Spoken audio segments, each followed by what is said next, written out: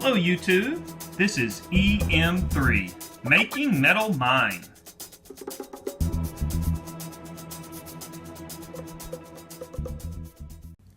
Metallic Meinstein here for a silver score unboxing. Let's get this one out of the way and let's have a look inside. Got this one scored for an easy entry.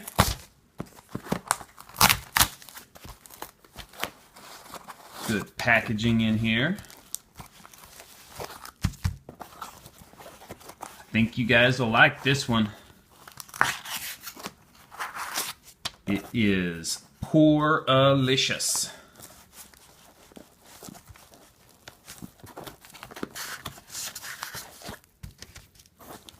Well, he did an excellent job of keeping everything padded and packaged and everything else. I like it.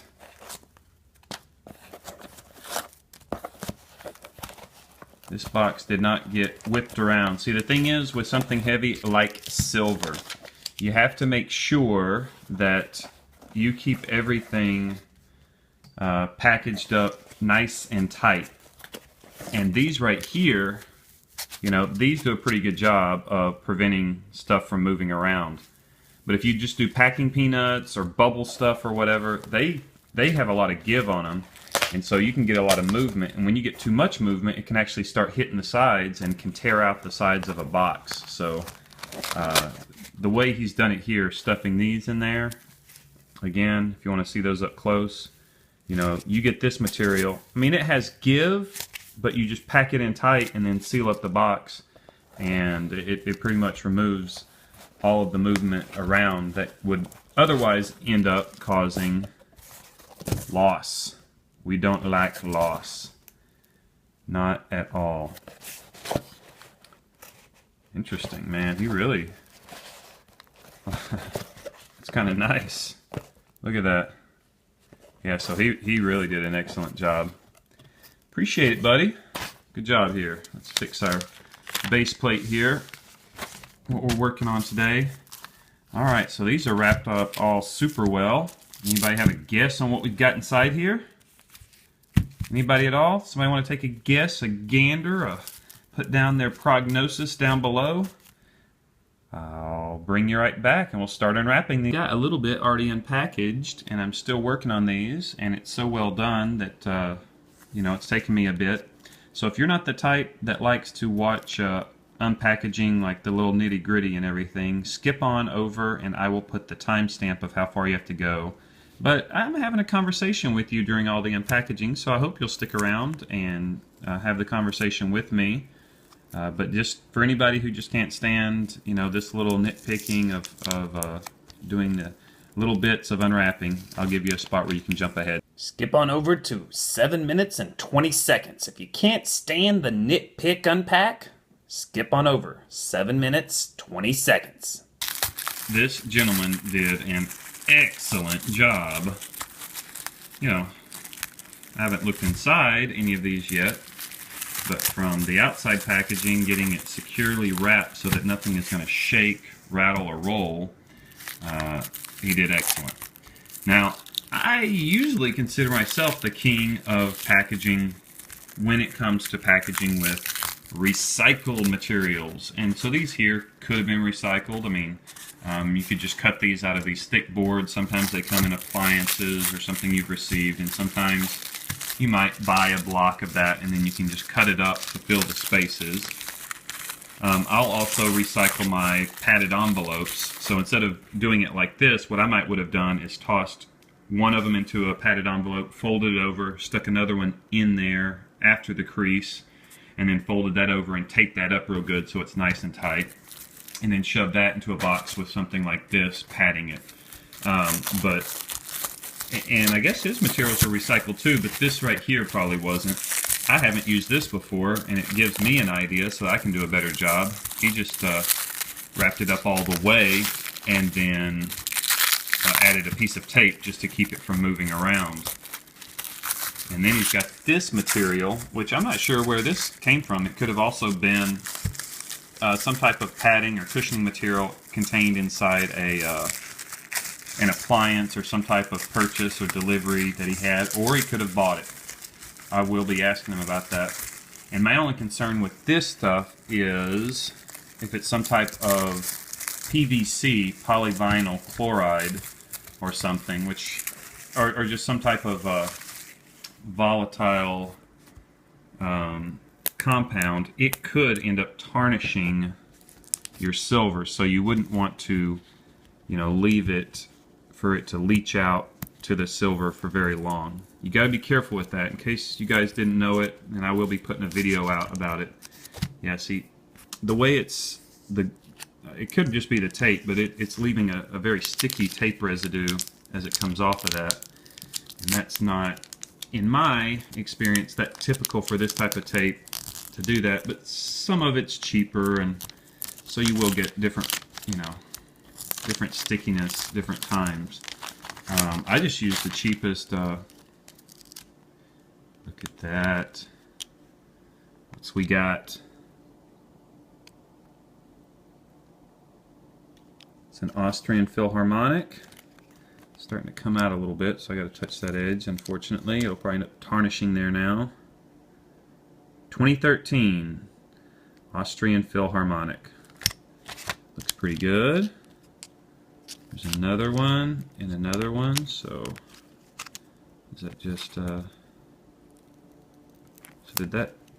is that from this one? Did it break, or is that what that one's in? You may have just put that in the middle there so that these two wouldn't be touching each other. I'm not sure. That may have broken. Alright, so is this going to be probably the same? It's going to be probably the same. So let's get to this one. I'm going to have free hands in order to start the unpackaging on this one. Hold on. Alright, here's the first of the goody stuff.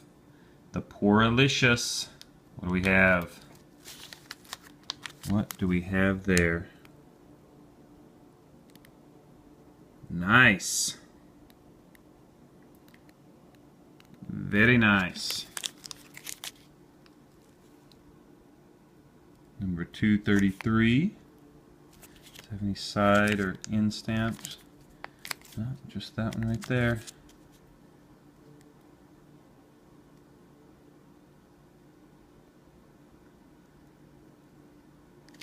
I like it. I like it a lot. And what number do we have here?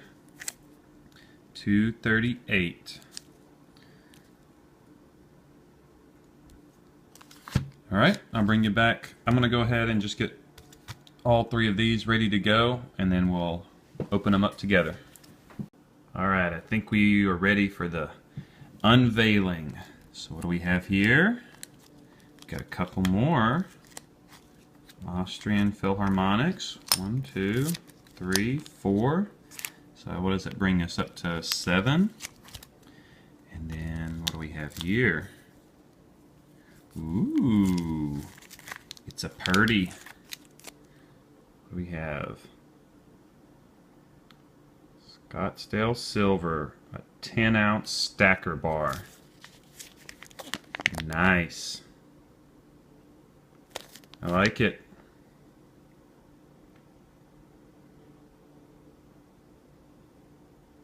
Like that a lot. All right, and over here, couple more rounds. What year is that? Does it say on the other side?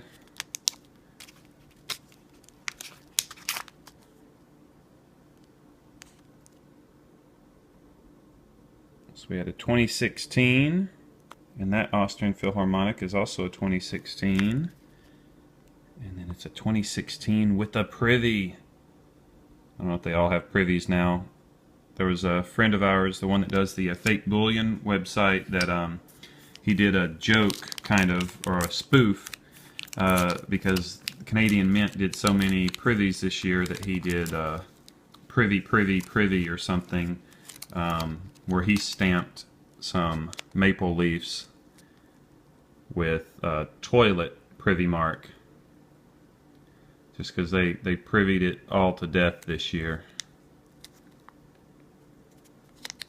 So what do we have? There we go. Let's see if I can get the light real good. That is pretty good. But that's definitely a 1/10 kilogram YPS Yeager's poured silver cube. Nice. Very nice. I like that one. I like that one a lot. Don't tell anybody, but these are going for the kids. These are the kids' Christmas presents this year. I'm going to give these 3 to the boys, and not sure yet if I'm going to give one of those or another to my daughter, but these 3 are going to the boys this year. Pretty cool, huh? I think they'll like it. Should have gotten a 4th one for myself. Alright, I think that's all of it. We've got those lovelies. These cubes, I really like them. I'm going to have to pick up some more of these. That's just kind of a neat package to have them at, as 100 grams. 1/10 of a kilogram. I like the metric system. I like our system, but I like the metric system too. But anyway, woohoo! I like it. I'm real happy with this one. Picked these all up from a gentleman at below market on these, just by a little bit. Still over spot price, but below market. I think I got a good price on them, especially being that they're Yeager. You can't really go wrong with them, at least in the current market. You gotta be careful paying high premiums, but sometimes you just gotta get things that are cool and that have a nice fan base, and that's definitely YPS. Alright guys, hope you enjoyed watching it. Y'all have a good one. Keep on stacking. Take care now.